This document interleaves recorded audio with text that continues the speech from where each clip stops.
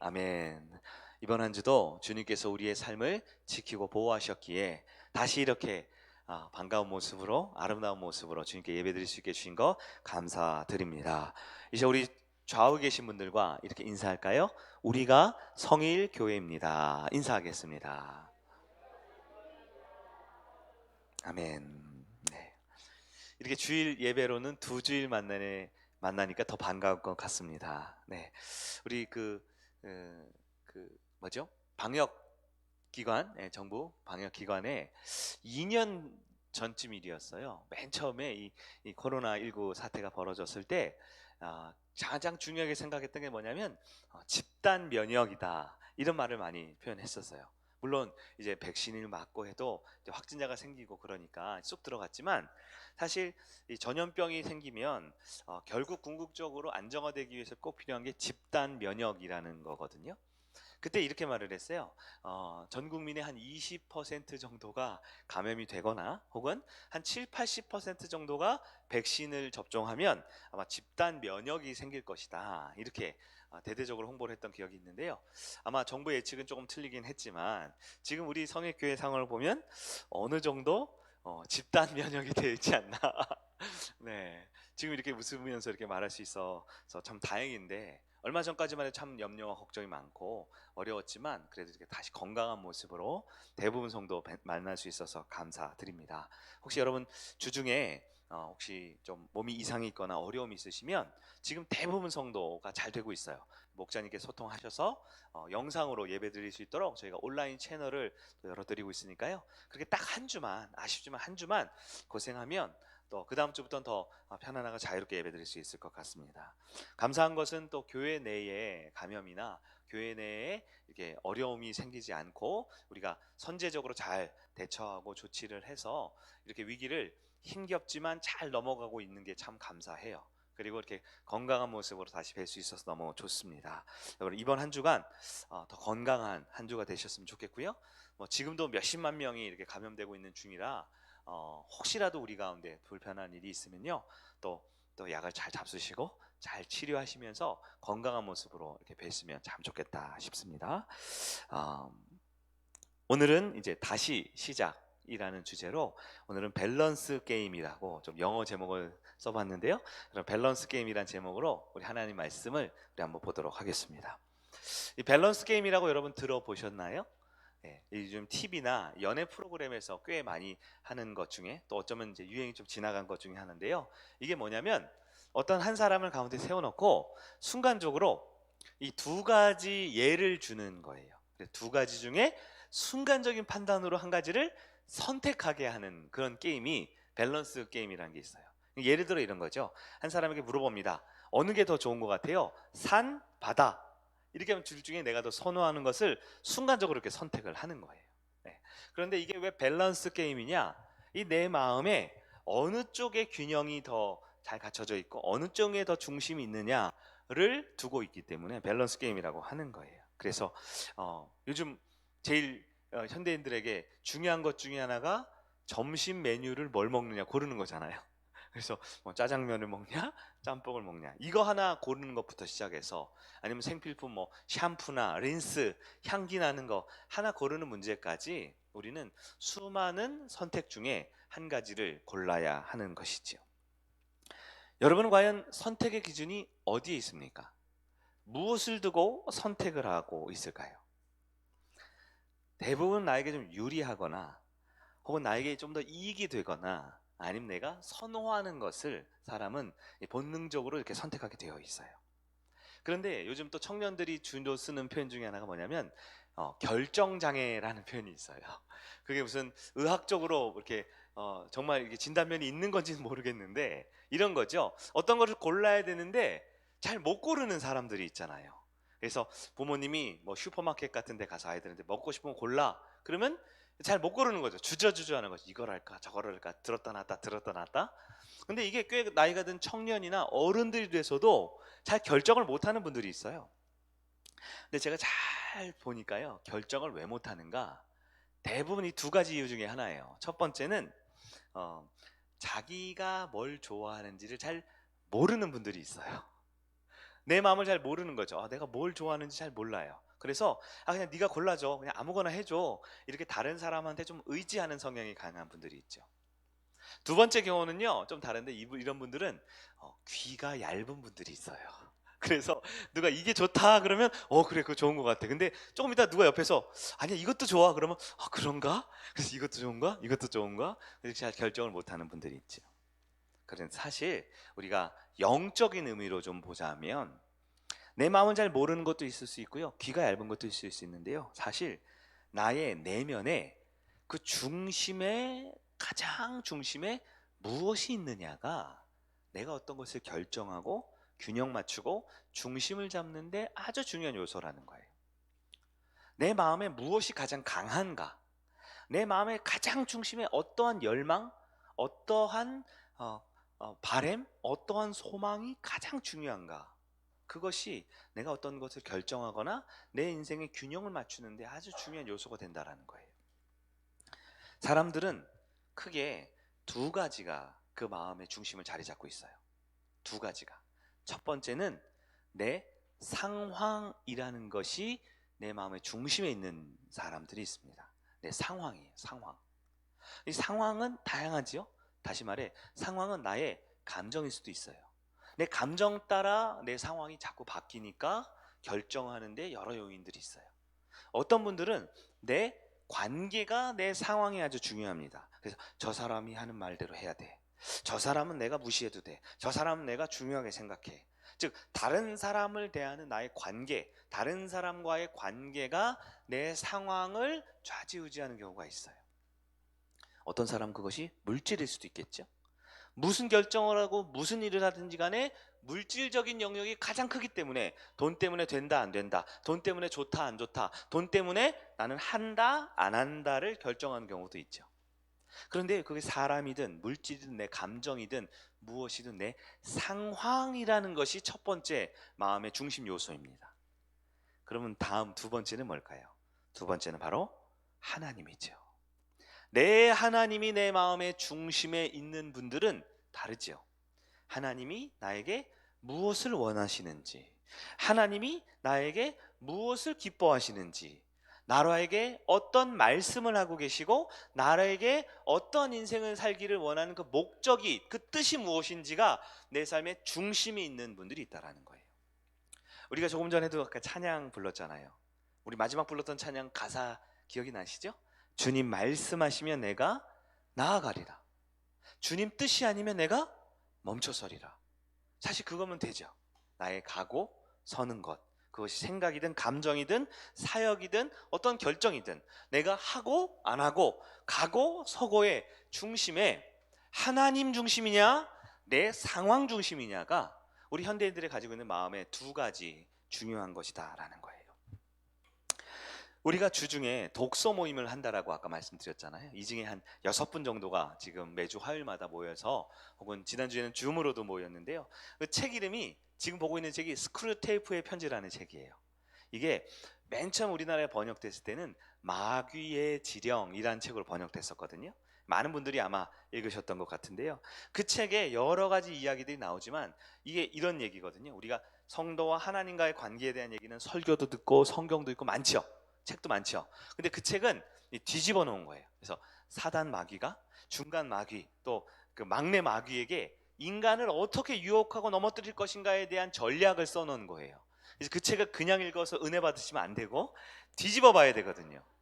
근데 그 마귀의 지령에 아주 중요하게 반복적으로 나온 개념이 있는데, 그게 뭐냐면, 마귀의 전략, 핵심 전략이 뭐냐면 성도들에게 하나님을 잊어버리게 만들다라는 거예요. 하나님께 가까이 가지 못하게, 하나님을 만나지 못하게, 하나님을 잊어버리게 만들다는 거예요. 그럼 어떻게 하나님을 잊어버리게 만들어요? 여러분 이런 거죠. 여러분 아이스크림을 생각하지 말아보세요. 이런 게 잘 안 되잖아요. 어떤 걸 생각하지 말는 거, 어떤 걸 잊어버리는 거 어렵죠. 그래서 사단의 전략이 뭐냐면, 하나님을 잊어버리게 하기 위해서 가장 중요하게 생각한 게 뭐예요? 내 상황에 빠져들게 만들라는 거예요. 내 상황 속에 깊게 빠져들게 만드는 거예요. 마귀의 전략 첫 번째가 뭐냐면, 하나님을 잊어버리도록 내 상황에 빠지게 살게 만들라는 거예요. 그런데 마귀가 얼마나 머리가 좋습니까? 혹시나 해서 플랜 B가 있어요. 차선책. 혹시나 근데 성도들이 하나님께 나오면 어떻게 하냐? 예배드리면 어떻게 하냐? 기도하고 말씀 들으면 어떻게 하냐? 거기에 대한 전략도 나와요. 뭐라고 나오냐? 마귀의 최고 전략은 하나님을 가까이 못하게 만들려고 자기 상황에 빠져 살게 만드는데요. 혹시라도 성도가, 그 책엔 환자라고 돼 있어요. 환자들이 원수에게 자꾸 가려 그러면, 원수는 하나님이죠. 성도들이 하나님께 자꾸 가려 그러면 혹시 교회에 오면 어떻게 하라고요?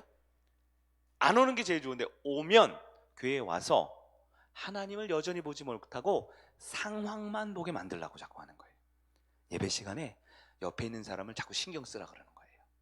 찬양 부를 때 이건 잘했고 이건 못했고 자꾸 판단자가 되게 만들라는 거예요. 마귀가 싫어하는 건 하나님과 연결되는 걸 싫어하죠. 근데 혹시 성도들이 말씀을 듣게 된단 말이에요. 그 마귀는 포기하지 않아요. 플랜 B를 가동합니다. 혹시 말씀을 들으면 말씀하시는 하나님을 만나는 게 아니라 내 상황만 보라는 거예요. 설교 말씀을 듣다가도 이 문제 속에 역사하시고 나를 은혜를 끼치는 그 하나님을 발견하지 못하도록 내 문제, 내 상황만 자꾸 생각하다가 그렇게 돌아가라는 거예요.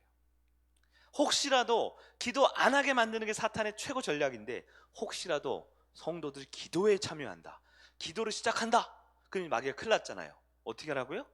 그러면 기도를 들으시고 응답하시는 하나님을 만나지 못하고 뭐에 빠지라고요? 내 상황에, 내가 가지고 있는 그 문제에 함몰되고 문제만 고민하고 문제만 생각하고, 나는 기도하는 줄 알지만 마귀는 하나님을 못 보고 기도해 왔어? 안 오는 게 좋은데 그래도 왔니? 그러면 네 문제만 잔뜩 얘기하다가, 네 상황만 잔뜩 고민하다가, 너 환경만 잔뜩 하소연하다 그냥 집에 가 라고 만든다라는 거예요. 여러분, 모든 사람에게는 다 상황이 있습니다. 여러분 중에 혹시 나만 특별한 상황이 있는 줄 알고 계신 분들 있죠? 다시 말해 모든 사람들에겐 다 자기만의 어려운 환경이 다 있다라는 거예요. 우리 하나님께서는, 우리가 보고 있는 성경은 우리의 환경과 상황을 무시하지 않습니다. 우리는 어려운 상황, 나만의 처지, 나만의 힘든 환경이 다 있어요. 그런데 하나님이 원하시는 건 뭐예요? 우리 마음의 중심에 이 밸런스를 잡으라는 것이죠. 하나님 중심으로 그 환경과 상황과 문제를 조정할 수 있어야 좋은 성도다라고 주님이 말씀한다라는 거예요. 우리가 이 여러 가지 어려움과 여러 가지 상황들을 다시 시작하려면, 오늘 아까 감사의 제목도 보니까요, 다시 시작하는 그런 감사의 제목들이 참 많은 것 같은데요, 다시 시작하려면요 반드시 밸런스를 갖출 수 있어야 합니다. 선택할 수 있어야 되는데요, 영적으로 균형이 잘 잡혀 있어야 한다라는 거예요. 여러분, 오늘 말씀을 이제 시작하면서 여러분 한번 스스로 한번 물어보세요. 나의 삶은 내 상황이 이끌어갑니까? 아니면 주님이 이끌어갑니까? 하나님이 주신 말씀이 나의 삶의 지침이 됩니까? 내 감정, 내 관계, 내 물질, 내 지금 컨디션, 나의 어떠한 환경이 나를 이끌어가고 있습니까? 많은 분들이 어려움이 겪는 게 물질적인 거죠. 돈이 없다, 돈이 없다. 돈이 없는 문제가 생길 수 있어요. 그러면 그 상황이 발생한 거예요. 돈이 많은 게 아니니까요. 돈이 적은 거니까요. 돈이 없다라는 문제가 딱 발생했어요. 어떤 분들은 이번에 내가 좀 몸이 안 좋아, 확진이 된 것 같아, 혹은 몸살이 걸린 것 같아, 혹은 내가 어디 다친 것 같아, 건강의 문제라는 상황이 발생했어요. 돈이 없는 상황 발생할 수 있고요, 건강이 약해진 상황 발생할 수 있어요. 여러분, 오해하지 마세요. 이 건강과 이 물질의 문제는 나만 겪는 문제가 아니에요. 우리 모두에게는 다 상황이 있고 환경이 있고 어려움이 있습니다. 그런데 중요한 것, 이때 성도는, 하나님의 자녀들은 내게 주어진 상황이 발생하고 문제가 발생하고 환경이 어려워질 때 그 환경과 상황과 어려움이 나를 끌고 가는지, 아니면 우리 주님이 나를 이끌어 가시는지, 그 영적 균형을 맞출 수 있어야 한다라는 것입니다. 오늘 우리가 읽은 에베소 본문, 우리 한 번 더 볼까요? 에베소서 2장 10절 말씀이었어요. 2장 10절 말씀. 우리 화면에 혹시 되나요? 네, 아니면 우리 책을 한번 볼까요? 성경 말씀을, 에베소 2장 10절입니다. 우리 천천히 한번 다시 한번 읽어보겠습니다. 시작. 우리는 그가 만드신 바라 그리스도 예수 안에서 선한 일을 위하여 지으심을 받은 자니 이 일은 하나님이 전에 예비하사 우리로 그 가운데서 행하게 하려 하심이라. 아멘. 우리가 참 자주 읽은 말씀 중에 하나인데요. 이건 크게 이제 세 가지 개념이 들어 있어요. 간단합니다. 우리는 누가 만들었어요? 하나님이 만드셨다라고 되어 있습니다. 사실 이 한마디만으로도 게임 오버인데 우리는 하나님이 만들었대요. 그러니까 하나님이 주인이고 하나님의 설계도대로 하나님의 목적대로 살아야겠죠. 근데 하나님이 만들었다, 마치 태초에 하나님이 천지를 창조했다라는 이 완전한 선포 가운데 세부 사항이 있어요. 하나님 만드셨는데 왜 만드셨냐라는 거예요. 뒤에 나와 있죠. 왜 만드셨어요? 선한 일을 위해서 창조됐대요. 선한 일을 위해서. 내 멋대로 살려고 창조된 게 아니라, 돈 많이 벌려고 창조된 게 아니라, 나의 왕국 만들려고 창조된 게 아니라 선한 일. 이 선하다라는 말은 우리 전에 많이 설교했어요. 토브라는, 하나님 보시기에 좋았더라, 하나님 보시기에 아름다웠더라, 즉 하나님의 기준대로 산다라는 게 선한 일이라는 뜻이라고 그랬어요. 그런데 이것이 어떤 방식으로 됐냐, 어떻게 됐냐, 마지막 뒷부분을 정리하면 창세전부터 예비해 놓으셨대요. 이걸 예정이라고 하기도 표현하고요, 하나님의 큰 관점으로 볼 땐 작정과 섭리라는 개념도 있겠죠. 어쨌든 하나님이 우리에게 창세전부터 그렇게 하려고 계획된 우리에게 주신 사명이다라는 거예요. 자, 본문 정리 끝났어요. 누가 우리를 성도를 만드셨다고요? 하나님이 성도를 만드셨어요. 하나님이 성도를 왜 만드셨어요? 하나님의 기준, 하나님의 선한, 하나님 보기에 좋은, 하나님의 선한 목적을 위해 만드셨다고요. 그러면 이 과정이 우리에게 어떻게 주어졌어요? 창세 전부터 예정돼서 우리에게 사명으로 주어졌다는 거예요.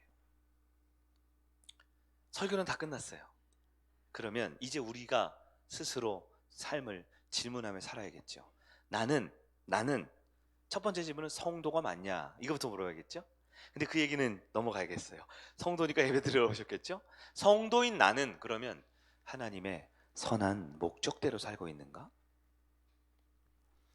하나님이 나에게 아름답게 선하게 지은 목적대로 살고 있는가? 아니면 내 상황이 벌어졌으면, 내게 문제가 벌어졌으면, 내가 어려운 환경이 벌어졌으면, 내 처지가 불행하고 내 가진 것이 내 마음에 들지 않고 내가 배우고 관계 맺고 살아가는 것이 내 뜻대로 되지 않으면 우리는 잘못된 삶인가?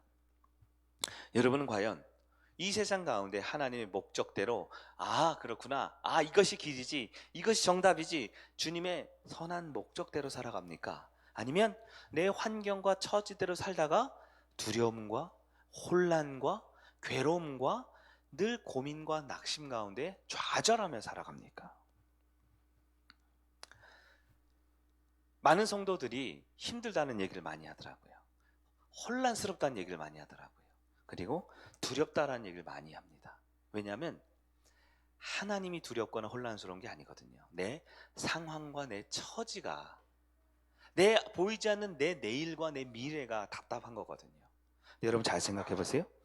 여러분 정말 중요한 일에 바빠서 그렇게 힘든 건지, 아니면 길을 잘못 가고 있는 건지, 내가 정말 지금 하고 있는 일이 내가 육체적으로 피곤하고 내가 정말 어려운 시험을 준비하고 정말 너무 경쟁률이 심한 그 어려운 길을 뚫어내기 위해서 힘든 건지, 아니면 내 상황과 처지와 환경 때문에 갈피를 못 잡고 있는 건지 생각해 봐야 됩니다. 우리 학생들 보면 공부 많이 하죠. 학생들 공부 참 많이 하죠. 네. 근데 학생들 왜 이렇게 공부를 많이 하나요? 왜 이렇게 공부를 열심히 많이 하나요? 이런 얘기하면 또 공부하지 말라는 얘기인 줄 알고 좋아할 수 있는데, 물어봐야 돼요. 정말 하나님이 여러분 공부를 그렇게 많이 하라고 하셨어요? 공부를 그렇게 많이 해서 훌륭한 사람 되라고 하나님이 여러분한테 말씀하신 거 맞아요? 아니면 이 세상이 공부 안 하면 안 될 것 같은 느낌으로 자꾸 여러분을 힘들게 하나요? 여러분은 하나님의 중심으로 살고 있나요? 환경에, 상황에 맞게 끌려가고 있나요? 좋은 대학에 가고 좋은 직장에 가는 거 좋죠? 질문 자체가 좋은 직장이니까, 좋은 대학이니까. 좋은 직장, 좋은 대학은 좋을 거 아니에요. 근데 거기를 왜 가야 되죠? 하나님이 거기 가라고 한 거 맞아요? 아니면 이 세상이 등 떠밀어서 그렇게 해야지만 성공하고 행복하고 잘 될 거야라고 그렇게 속삭이고 있는 건 아닌가요? 돈을 많이 벌고 높은 자리에 오르고 사람들이 막 우러러보고 막 존경하는 그런 사람 되는 거 좋죠. 근데 그거 왜 그렇게 해야 되는 거예요? 정말 하나님이 여러분한테 그렇게 하라고 한 거 맞아요? 직장에서 승진해가지고 월급 연봉 많아지라고 하나님이 한 건 맞아요? 하나님께 분명히 듣고 가는 사람이 있고요, 아니면 그냥 내 상황과 처지와 환경과 내 감정과 주변 사람들 상황대로 끌려가는 사람들이 있다라는 거예요.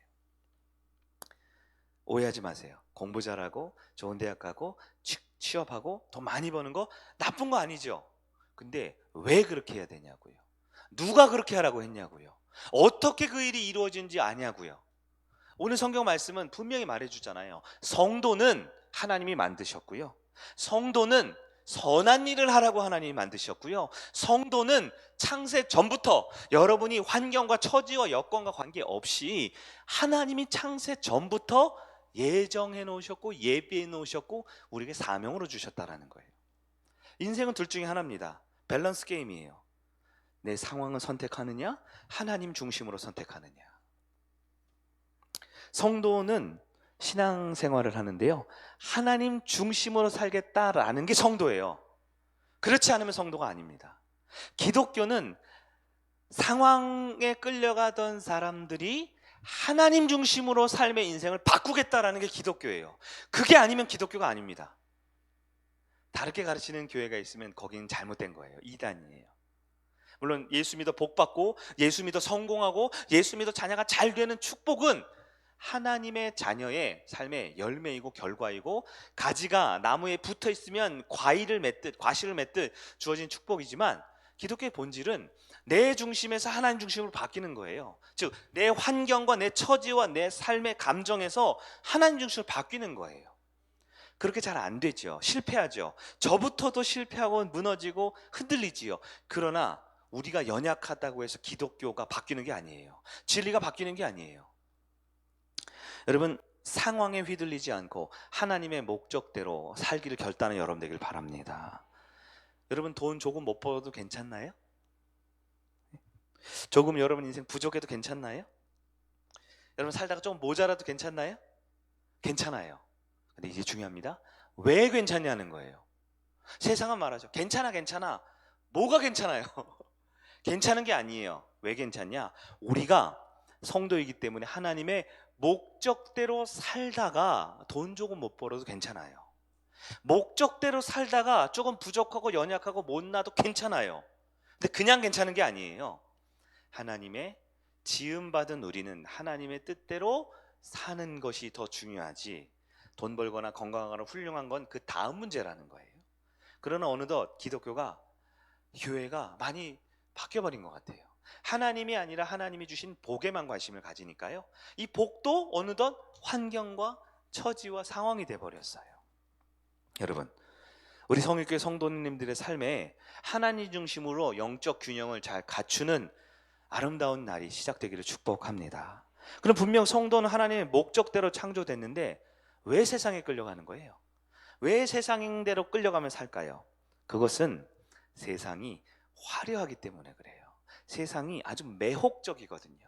아주 폼나게 사는 것 같고, 더 사랑 많이 받는 것 같고, 더 인정 많이 받는 것 같고, 더 나를 나은 사람이 되게 해주는 것처럼 유혹하기 때문에 우리는 하나님 중심에서 자꾸 세상에 영향을 받게 되어 있어요. 말씀이 조금 어려운 얘기죠. 제가 고민하다 이런 생각을 들었어요. 우리 교회 다니는 성도들은 매주 설교 듣는 게 뭐예요? 겸손하라는 얘기 듣죠. 순종하라는 얘기 듣죠. 희생하란, 섬기라는 얘기 듣죠. 이 얘기를 매일 듣거든요. 근데 들어서 안다고 생각하는 것과 진짜 아는 건 다르죠. 쉽게 말해, 내가 들어서 정보가 입력된 거하고 내가 출력되는 거하고는 다르잖아요. 우리는 말씀을 너무 많이 들었기 때문에 여러분 다 똑똑해요. 다 성경 잘 알아요. 워낙에 설교를 목사님 훌륭하게 하니까 여러분, 우리 성도들 수준이 굉장히 높잖아요. 근데 그 높은 수준만큼 사는지 봐야 되는 거예요. 쉽게 말해, 순종하라, 희생하라, 헌신하라. 많이 들으셨죠? 여러분, 그러면 그렇게 사세요? 옆 사람 보지 말고 한번 지난 한 주간을 보세요. 여러분, 직장 생활 하시는 분들 있죠? 여러분, 직장 생활에서 겸손한 사람인가요? 주변 사람들이 저 안무 계시는 참 겸손해, 이렇게 여러분 이렇게 지내세요? 사업하는 분들이 있죠. 사업하는 분들, 주님이 남 등쳐먹으라 그랬어요? 네가 손해보라 그랬어요? 갑자기 대답을 안 하시네. 모른 척 하시네. 여러분, 사업할 때 손해보세요? 1원이라도 손해보면 눈에 상심지를 켜고 어떻게 더 이익을 얻으려고 하는지 안 하는지는 몰라요. 어떠세요? 여러분, 다른 사람과 관계 맺잖아요. 직장에서 가족끼리, 형제들끼리, 친구끼리. 여러분, 진짜 손해보세요? 관계 맺을 때 희생하세요? 네. 어떤 분들은 또 그렇다 그럴지 몰라요. 그렇다 그럴 수도 있죠. 그럼 여러분, 자녀들 보면 아주 정확하시죠. 자녀들한테 뭐라고 가르치세요? 교회에서는 겸손하라고 했죠. 섬기라고 했죠. 희생하라고 했죠. 순종하라고 했죠. 근데 자녀들한테 그렇게 하세요? 야, 친구들이랑 싸움 붙으면 네가 맞아. 친구들이랑 뭐 문제 있으면 네가 손해봐. 친구들이랑 뭐 있을 때 그냥 너보다 친구를 더 높게 낮게 여겨 라고 그렇게 자녀들한테 얘기하세요? 아니면 이기라고 하세요? 1등 하라고 하세요? 손해보지 말고 한 대 맞으면 2대 치고라고 하세요? 뭐라고 가르치세요? 오늘날 우리가 하나님 중심으로 살기를 원하는데, 설교를 듣고 기도를 그렇게 하나님 중심이라고 하는데, 실제 삶에 하나님 중심이 됐다가 안 됐다가 하는 게 아니고요, 실제는 마귀의 지령처럼 하나님을 못 만나게 하기 위해서 어떻게 하라고요? 내 상황 따라 살게 하는 것처럼 세상은요, 마귀는요, 하나님 중심으로 못 살게 하기 위해서 세상 가치관 그대로 교회에서는 착한 척하고, 교회에서는 거룩한 척하고, 저처럼 부족하면 까만 가운이라도 입어서 더 훌륭해 보이는 척하라고 하면서 일상의 삶에서는 우리 자체도 세상의 가치관대로 너무 많이 흔들리고 있지 않나 보세요. 그래 여러분, 우리는 완벽하지 못하지만, 저부터도 그러지 못하지만, 우리가 믿는 바는 정확하게 정리가 돼야 돼요. 기독교 신앙은 하나님이 내 인생의 주인 되시는 거예요. 내 인생의 주인은 내 자리에서 다른 그 무엇과도 바꿀 수 없는 하나님 중심의 그 진리의 가치를 가장 중심에 두는 게 우리 기독교입니다. 그리고 교회는 뭔가요? 교회는 그렇게 하나님 중심인 사람들이 모여진 거룩한 곳이 교회가 되어야 합니다. 세상에서 가장 못나고 가장 이기적이고 가장 자기밖에 모르는 이류 삼류들이 모여서 자기들끼리 문화 만드는 곳이 교회가 아니고, 희생하는 사람들이 모이고 손해보는 사람들이 모이고 내 것 나눠주는 사람들이 모이는 곳이 교회가 되어야 하지 않을까요? 다시 한번 영적 거울을 우리가 보고 영적 이 밸런스를 맞춰봅시다. 내가 원하는 삶을 사는 것인가, 하나님이 목적대로 하나님이 지으신 그 선한, 그게 뭔지는 완벽히 모르겠어요. 저도 부족하니까. 그러나 분명한 건 목표가 있고 기준이 있는 거죠. 내 상황과 처지대로 살 것인가, 하나님의 선한 목적대로 살 것인가. 안타깝지만 세상에 끌려가는 사람, 환경과 처지에 끌려다니는 사람의 삶의 특징이 있습니다. 3가지로 정리할 수 있는데요. 첫째, 세상의 환경과 처지에 끌려가는 사람들의 상태의 특징은 삶이 굉장히 불안하고 두려움이 많습니다. 불안하고 두려움이 많아요. 왜냐하면요, 이 세상 환경 처지에 끌려가니까 세상에서 들려진 소리가 많아요, 적어요? 너무 많아요. 세상에서 들려지는 소리가.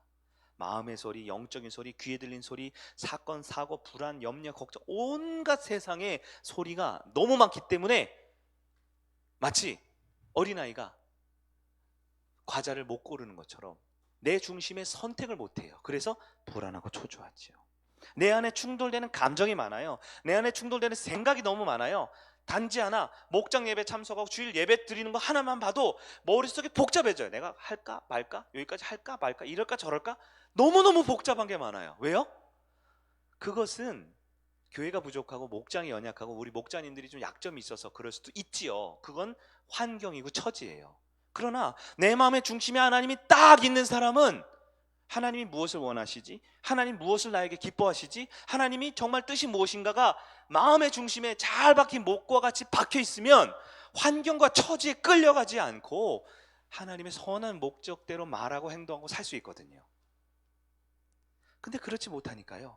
오늘은 교회가 춥네, 오늘은 교회가 덥네, 오늘 내 옆에 있는 사람이 마음에 드네, 마음에 안 드네, 오늘 목사님 목소리 톤이 좋네, 나쁘네, 말이 빠르네, 느리네, 온갖 환경과 처지와 이런 여건에 불안하고 초조하는 거예요.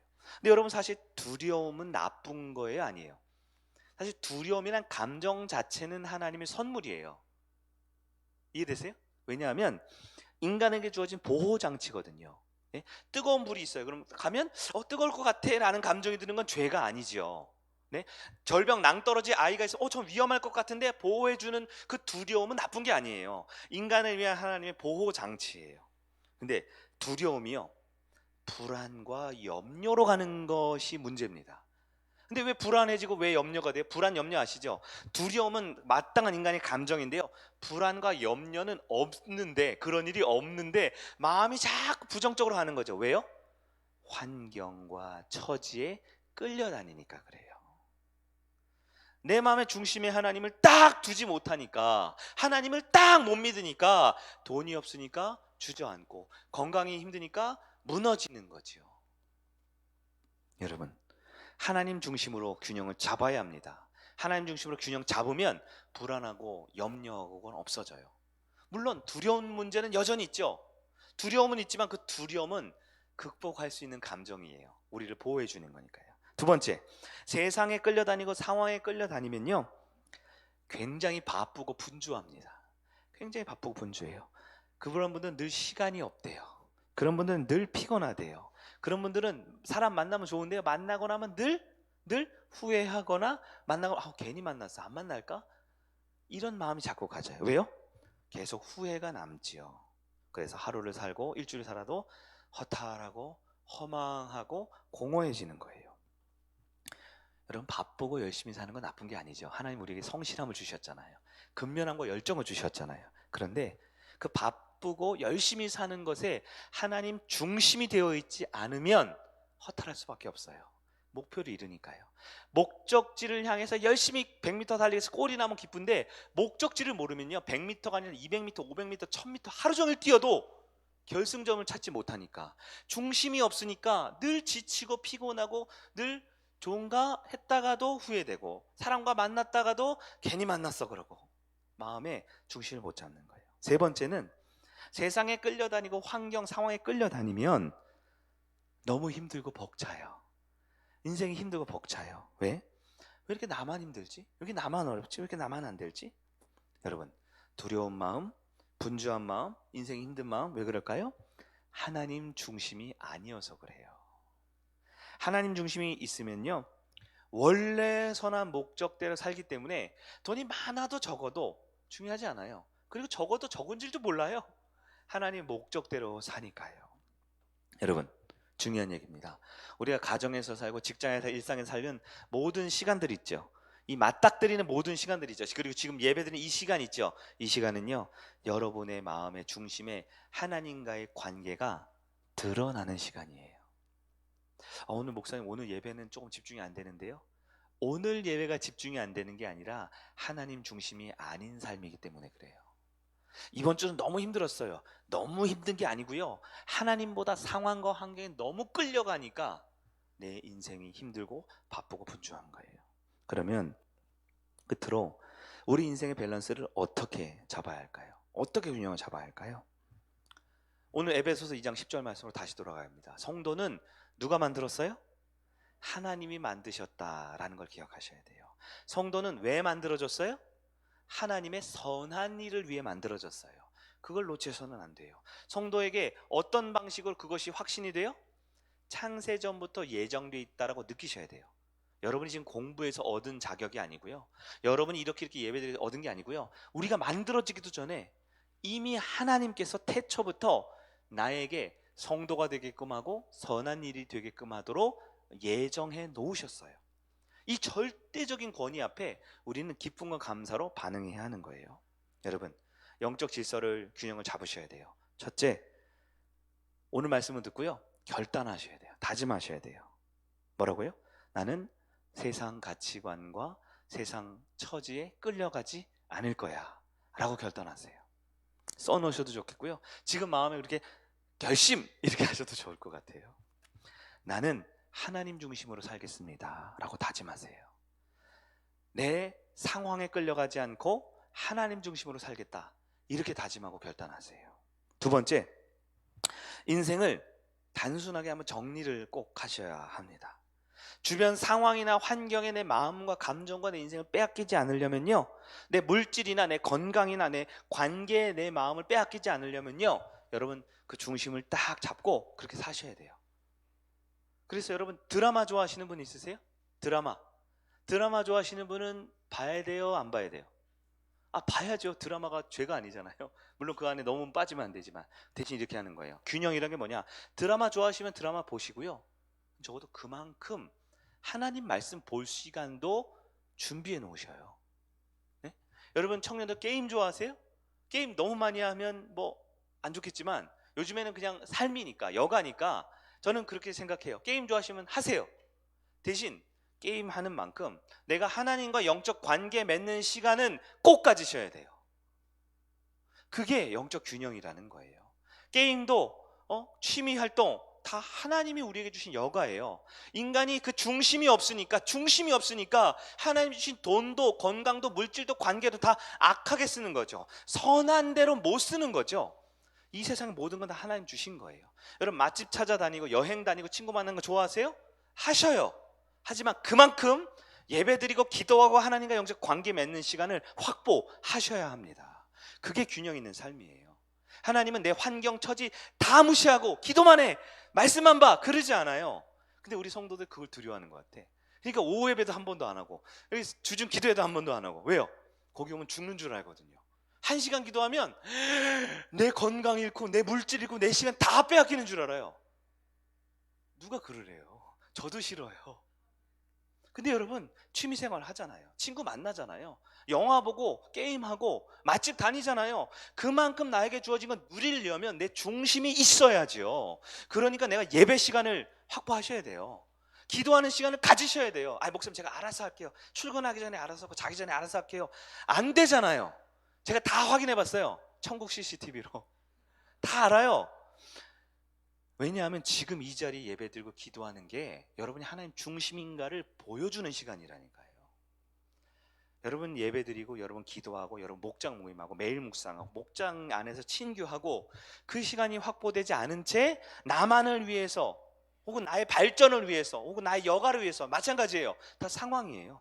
공부를 하든 게임을 하든 놀든 다 나를 위해서, 하나님 중심이 아니라면 우린 거기서 공부를 하든 게임을 하든 아니면 잠을 자든 다 상황과 처지에 끌려가는 안타까운 인생이 되는 거예요. 세 번째로는요, 자, 첫 번째로 어떻게 그랬어요? 다짐하라 그랬죠? 다시 한번 또 다짐하세요. 작심 또 다짐하세요. 두 번째는 단순하게 정리 균형을 맞추세요. 하나 했으면 하나 이것도 하는 거예요. 또 여러분 오늘 열심히 예배 드렸죠? 그럼 저녁 때는 또 맛있는 것도 다 드시고 맛집도 가셔요. 균형을 맞추라는 거예요. 세 번째는 하는 수 있으면 시간표를 작성하세요. 이게 제가 제자 훈련 할 때 성장만 할 때 시키는 거잖아요. 맨 처음 할 때 여러분 주중 스케줄표 작성하라 그러죠. 근데 아직도 그거 왜 하는지 모르는 분들이 있는데, 자기 자신을 보라는 거예요. 내가 어떻게 사는지. 많은 분들이요 다 자기 정도면 괜찮은 줄 알거든요. 근데 시간 작성해오라 그러면요 처음에 안 해오는 분들이 있어요. 왜? 부끄러워서. 해보니까 뭐야 나 내가 이렇게 살았나? 그냥 쭉 휴식, 큐티 30분. 힘들었어요. 뭐 밤늦게까지 오늘 아침 새벽에 일어나서 큐티 했어요. 근데 낮에 내내 자유시간, 내내 TV 시청, 드라마 꼭꼭 챙겨보고 넷플릭스도 다 보고 볼 거 다 보면서 내가 30분 기도하고 30분 묵상하고 큐티하는 거, 그거 힘들어 하시면 그 부끄러운 거죠. 그러니까 이번 주에 못했어요. 여러분 시간표를 작성하셔도 좋고요, 실제적으로 객관적으로 내 영적인 걸 한번 들여다보세요. 그리고 시간표를 작성한 이유는 이거예요. 하루에 30분부터 시작하시면 돼요. 30분은 꼭 확보하세요. 30분은 하나님과 그 시간에 매일 묵상을 하셔도 되고 기도를 하셔도 되고 아무것도 안 하고 가만히 있으셔도 돼요. 30분을 확보하셔서요, 내가 세상의 처지와 환경과 상황에 끌려가지 않는 시간을 꼭 만들어 놓으세요. 그걸 우리는 기독교 역사상 그걸 경건의 시간이라고 해요. 경건의 시간에 뭐 할지 몰라서 큐티 시키는 거예요. 경건의 시간에 뭐 할지 몰라서 매일 묵상 목사님 만들어주는 거거든요. 매일 묵상보다 더 중요한 건 경건의 시간이에요. 내 영이 세상과 상황과 환경에 끌려가지 않고 하나님 앞에 딱 설 수 있는 시간을 가지시면 돼요. 근데 기도해도 되고요, 묵상해도 되고요, 졸리면 좀 주무셔도 돼요. 근데 여러분 뭐부터 시작해야 되냐? 기도해야 되는데요, 큐티 해야 되는데요, 뭐 해야 되는데요, 말로만 하면 객관이 안 되는 거예요. 일주일에 24시간씩 7일은 168시간이에요. 168시간 중에 딱 30분, 하루에 30분씩 확보하세요. 아무도 방해하지 않는 시간. 그 시간표를 확보할 수 있어야 영적 균형의 시작입니다. 말씀을 정리하도록 하겠습니다. 하나님 중심으로 사는 것은 사단 마귀가 극도로 싫어하는 겁니다. 여러분 아셔야 돼요. 그냥 내가 도전해보면 되는 게 아니에요. 내가 한번 해보고 말면 아니고요. 여러분 아무리 결단하고 아무리 시간표 짜고 아무리 해보려고 하지만 사탄 마귀는 반드시 여러분을 방해합니다. 공격합니다. 그래서 마귀는요, 성도의 영적 중심을 흔들어요. 설교 말씀 잘 들었지? 그래, 그건 그거고, 이제 네 환경 있잖아, 네 처지 있잖아, 네 상황 있잖아, 힘들잖아, 돈 없잖아, 아프잖아, 바쁘잖아, 거기에 매몰돼서 살아야지 라고 마귀는 이 성전을 나가는 순간 또 내 귀에 대고 말한다고요. 그래서 여러분 비밀 무기가 필요합니다. 뭐냐? 사탄은 하나님은 못 흔들어요. 사탄은 하나님을 흔들려고 그랬는데 안 흔들리시잖아요. 사탄은 진리는 못 흔들어요. 성경 말씀의 진리는 못 흔들어요. 사탄은 은혜 주시는 건 못 막아요. 하나님이 은혜 주시는 건 사탄이 못 막아요. 사탄은 성령 충만하면 못 건드려요. 다시요. 사탄은 다 흔들거든요. 막 밸런스를 막 무너뜨려서 막 중독 걸리게 하고 막 엉뚱한 짓 하게 하고, 하나님 교회 와도 불평불만하게 하고, 예배 드려도 딴 생각 들게 하고, 기도하고도 하소연만 하게 하고 막 흔들거든요.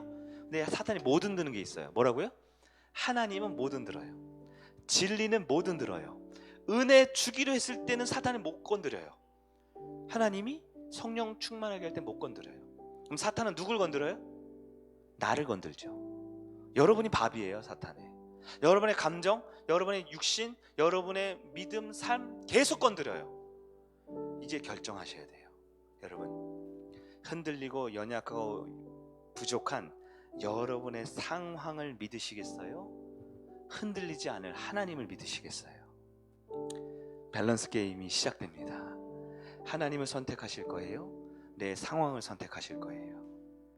하나님 중심으로, 그게 뭔지 잘 몰라요. 그게 완벽히 하나님은 알지 못해요. 하나님의 완전하고 선한 뜻은 난 잘 몰라요. 근데 그래도 하나님 선택하시겠어요? 아니면 내 눈앞에 보이는 문제와 상황과 어려움과 이 나의 어떠함을 선택하시겠어요? 상황을 선택하는 성도는, 눈앞에 보여진 것만 쫓아가는 성도는 그 인생 아무도 책임 못 지고 자기도 책임 못 져요. 그러나 하나님 중심으로 선택하면요, 반드시 하나님이 책임집니다. 돈이 없어도 책임지시고요, 건강이 약해도 책임지시고요, 아무것도 가진 것이 없고 무너져도 하나님을 중심에 두면 하나님이 반드시 책임집니다. 이게 성경의 진리이고 이게 기독교예요. 이걸 믿으셔야 합니다. 여러분에게 물어보겠어요. 하나님 중심으로 사시겠습니까? 내 상황과 처지 중심으로 살겠습니까? 어떤 상황 속에서도 하나님을 선택하는 저와 여러분들에게 주의 이름으로 축복합니다. 우리 자리에 일어나셔서 우리 이 찬양의 고백을 할까요?